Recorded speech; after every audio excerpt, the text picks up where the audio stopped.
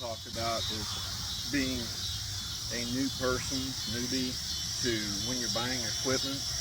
The things to consider, like if you're buying a subcompact tractor or whatever, just figuring out what you need. Sort of like if you need a thumb, third function valve, if you need a box blade. Something you do have to remember with the subcompact tractors, or tractors in general, is you need a counterweight on the back if you've got a front bucket that you're picking up. So you always got to have some weight on it.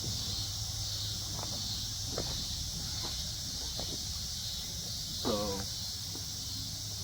I have a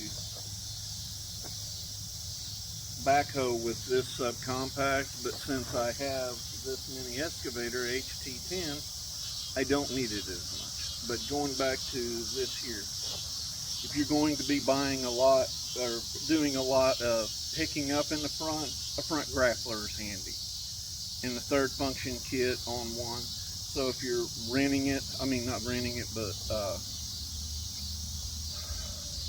going to make payments on one, you may want to consider, putting that into it and whatever attachments you want. To me, with the subcompact, a rear underneath mower is not a good thing for me for the cost. I would rather have a frail mower that goes on the back, or I don't know, a finish mower. I got a brush hog. I've had this for a year and a half. That's the first time I've ever messed with a tractor. A year and a half, and I've never put it on yet. Of course, I bought a rotor tiller too, and I've never got to use, or just haven't used.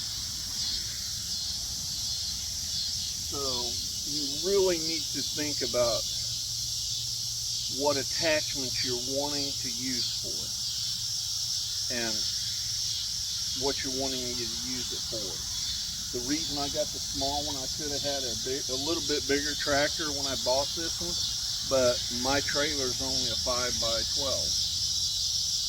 This did it perfect to get off and on. The other one would have been too much. So when you're buying, just like the HT10 here, I have a smaller bucket, but it would have been nice to have the 30-inch bucket. Drawback about these is you don't get feet pedals or nothing like that to help, but the upgrade you can do is up to you, and it all depends how much you're wanting to spend. It's like if I'd have knew what I knew now, I could have bought a new tractor if I knew I was going to get the excavator without the backhoe, and I would have went with the frail mower, stump grinder, different options. But hindsight, is what it is. The one thing I want to try is the 9-inch bucket off of the backhoe bucket on the mini